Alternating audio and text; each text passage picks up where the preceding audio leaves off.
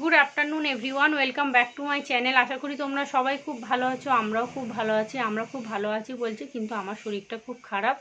আমার কালকে রাত্রির 11টার পর থেকে ভালো জ্বর এসেছিলো, গা গরম। প্যারাসিটামল খেয়েছি একটা, সকালে উঠে একটা প্যারাসিটামল খেয়েছি, আবার দুপুরবেলা আবার একটা প্যারাসিটামল খেয়েছি। আর রান্নাবান্না সকালবেলা কিচ্ছু হয়নি। আজকে তোমাদের দাদাভাইয়ের জন্মদিন, কিন্তু ওকে বলেছিলাম হাফ ছুটি করতে দুপুরে আসতে, কিন্তু ও বললো হবে না, আজকে নাকি 2 জায়গায় ওর যাওয়ার আছে। তো বলছে যে মা তখন বললো তাহলে আজকে ওকে পায়েস আর মিষ্টি দিয়ে দেবো, কালকে ঘরে থাকবে, কালকে বঞ্চ রান্না করে দেবো, ঘরে একটু বসে খেতে পারবে। আর কেক টেক কিছু আনা হয় না, কাটা হয় না, মানে আনাও হয় না তো কাটাও হয় না। আর ওই একটু মানে ও খেতে ভালোবাসে, তার জন্য একটু মাংস, মাছ, তারপর একটু মাথা দিয়ে ডাল, 5 রকম ভাজা, যা যা করবো কালকে তোমাদেরকে দেখাবো অবশ্যই। আর আমরা দুপুরে খেয়েছি বলতে আলু সেদ্ধ ভাত করেছিলাম প্রেশারে, আর ডিম ভাজা হয়েছিল, মা করেছিল, তো ওটাই খেয়েছি। আর এখন এবার রান্না বসিয়েছি। এখন শরীরটা একটু ভালো লাগছে, মানে জ্বরটাও নেই, গা হাতে পায়ে যন্ত্রণাটাও নেই, তো একটু ভালো লাগছে। টিউশনের তো সকালবেলা পড়া ছিল, আজকে শনিবার। তো চলো এখন রান্নাঘরে যাই, রান্না করব। তোমাদের দাদা এসে সন্ধ্যেবেলা খাবে, ওকে তো কিছু একটা খাবার করে দিতেই হবে। আর আমি তো ভেবেছিলাম বোধহয় আমি আজকে উঠতে পারবোই না, তো যাই হোক, মানে দুপুরে প্যারাসিটামলটা খাওয়ার পর একটু শুয়েছিলাম, তো এখন উঠে একটু রান্না করছি, কারণ ওকে আজকের দিনে একটুখানি ভাত দেবো না, এটা কখনো হয় বলো তো। তো ওই ফ্রিজে চিংড়ি মাছ এনেছিলাম কালকে, বড় বড় বেশ চিংড়ি মাছগুলো এরকম বড় বড়। তো ওইটাই কালকে যে সর্ষে ছিল, তো ওই পটল সর্ষে করেছিলাম, ওখান থেকে এইটুকু সর্ষে ছিল, তো ওটাই করব। তো চলো এখন রান্নাটা করে নিই। আর ও এলে ওকে সন্ধেবেলা ভাত যদি খায় দিয়ে দেবো, না হলে পায়েস করব বিকেলে বা সন্ধেবেলার দিক করে পায়েস মিষ্টিটা দেবো। তো চলো এখন এবার করি। আর আস্তে আস্তে করছি, তাড়াহুড়ো করছি না, কারণ চোখ মুখ দেখে বুঝতেই পারছো শরীর ভালো না। আর ভিতরে ভিতরে জ্বর থাকলে না একদম ভালো লাগে না, আর খেতেও পাচ্ছি না, একদম আলু সেদ্ধ ভাতটা কোনোরকম চটকিয়ে খেয়েছি। তো চলো তোমরা এখন থেকেই ব্লগটা আমি শুরু করছি, তোমরা দেখো, আশা করছি তোমাদের ভালো লাগবে। দেখো এখানে ভাতটা হচ্ছে, আর এখানে এই যে আলু সেদ্ধ ভাত করেছিলাম ওই প্রেশার কুকারের মধ্যেই ধুয়ে মুসুর ডালটা সিদ্ধ বসিয়ে দিয়েছি। তোমাদের দাদা তো মুসুর ডাল খেতে ভালোবাসে পেঁয়াজ দিয়ে।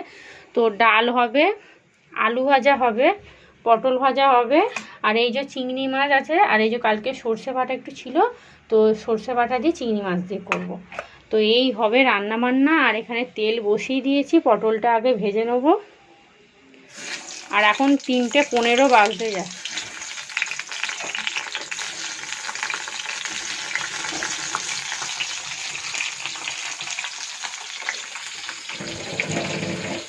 আর তোমাদের দাদা না চিংড়ি মাছ খেতে খুবই ভালোবাসে। চিংড়ি মাছ সবাই ভালোবাসে, বাচ্চা থেকে বড় সেটা না, কিন্তু ও বলছিল কাটাপোনা মাছ আমাকে দেবে না, চিংড়ি মাছ থাকলে চিংড়ি মাছ করে দাও, ওই জন্যই চিংড়ি মাছটাকে করে দিচ্ছি। আর ও একাই খাবে, আমরা কেউ খাবো না। আর তৃষান মনে হচ্ছে বিকেলবেলা বৌদির বাড়ি যাবে, দেখা যাক কী হয়।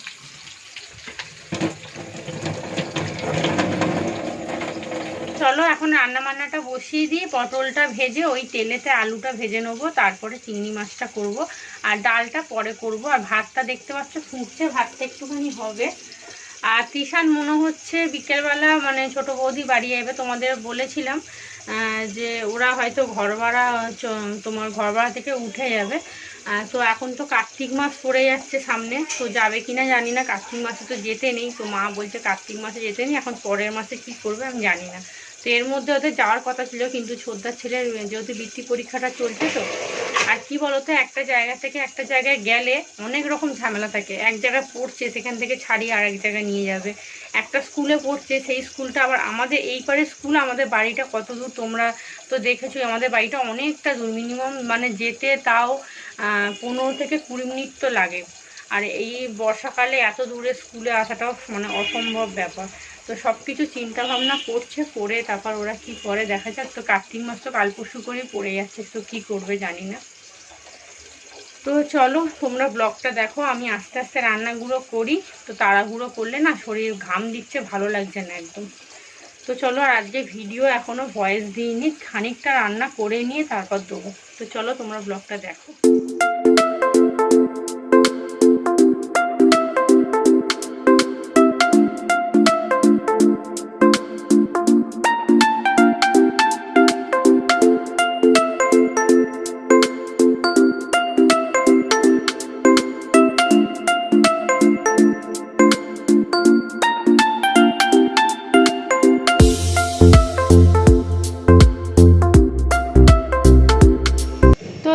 আমি কিন্তু দুটো কড়াই দুটো রান্না বসিয়ে দিয়েছি। এদিকে তো পটল ভাজা হয়ে গেছে, এবার আলুটা দেখো ভাজা বসিয়ে দিচ্ছি।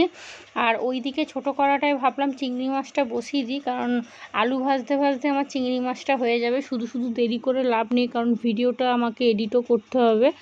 আর আজকে আমি ভিডিওটা দিচ্ছি, এই ভিডিওটা হচ্ছে তোমার শনিবারের ভিডিও। তো ভিডিওটা যাচ্ছে হচ্ছে সোমবার। আমার শরীর অত্যন্ত খারাপ, মানে রবিবার সকালটা ঠিক ছিলাম, দুপুর থেকে খুবই শরীর খারাপ লাগছিল, তার জন্য আমি কোনো ভিডিও দিতে পারিনি। তো আজকে সোমবার, এখন বিকেলবেলা, তো এখন ভিডিওটা এডিট করছি। এখনও খুবই শরীর খারাপ, তবুও দুদিন যেহেতু ভিডিও দেওয়া হবে না, সেইভাবে ভাবলাম এই ভিডিওটা একটু ছোট আছে, তো তোমাদের দিয়ে দিই, তোমরা দেখতে পারবে। তো দেখো এখানে চিংড়ি মাছটা আমি ভাজা বসিয়ে দিচ্ছি, আর এদিকে কিন্তু আলু ভাজাটাও আমার হয়ে যাচ্ছে। তো হয়ে গেলে তারপরে আমি জায়গাটা পরিষ্কার করব, আর অনেক বাসনও আছে, বাসনও মাজতে হবে। তো চলো তোমরা ব্লগটা দেখো, আমি চিংড়ি মাছটা করে নিই।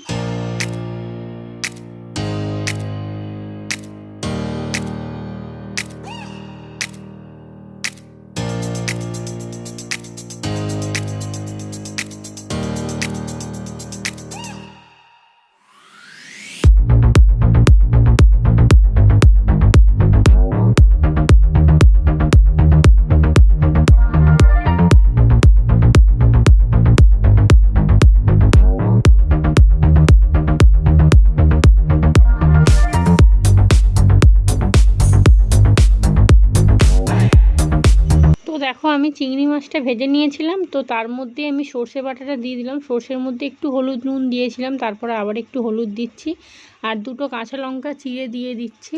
তো একটুখানি ঢাকা দেবো, আর শেষে কিন্তু অবশ্যই একটু মিষ্টি দিতে হবে, না হলে খেতে ভালো লাগবে না।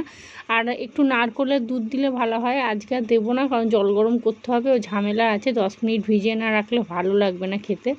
তো তার জন্য কি করেছি বলো তো, কাঁচা দুধ, মানে ফোটানো দুধ ছিল, সরি কাঁচা না, তো ফোটানো দুধ ছিল, দুধ একটু দিয়েছি, আর অল্প করে মিষ্টি দিয়েছি, খেতে খুবই ভালো লাগছিলো।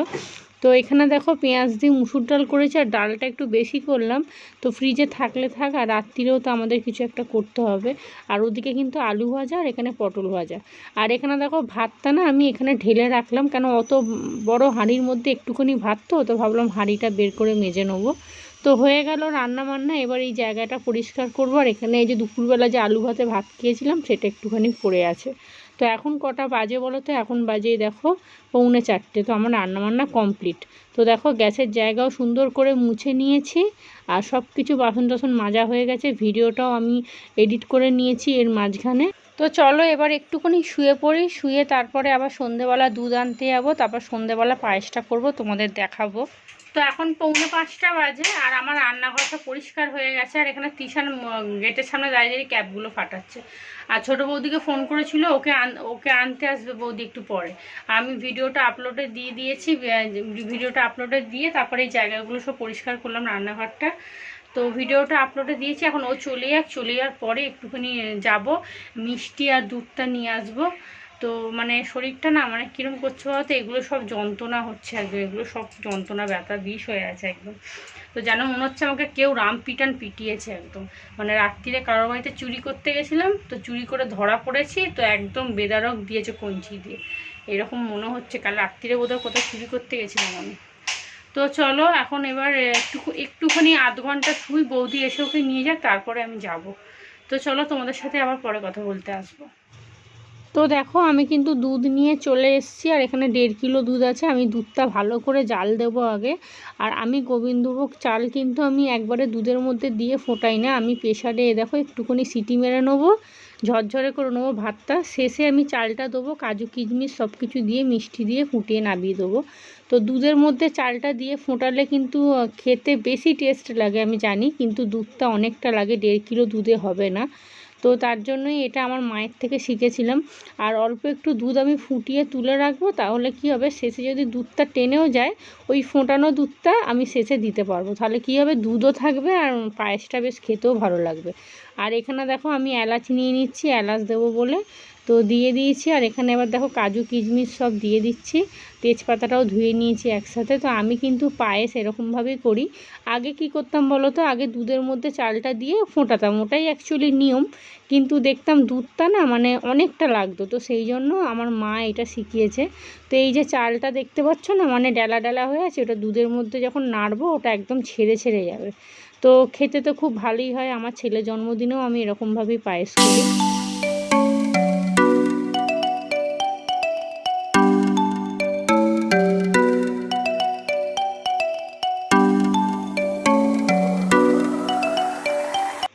তো দেখো এখন রাত্রি 10টা বাজার, এটা আমার ডিনার, পায়েস আর রুটি। আর তোমাদের দাদা এসে কিন্তু ভাত খেয়েছে, আর মিষ্টি আর পায়েস এখনও খায়নি, বললো রাত্রে খাবে।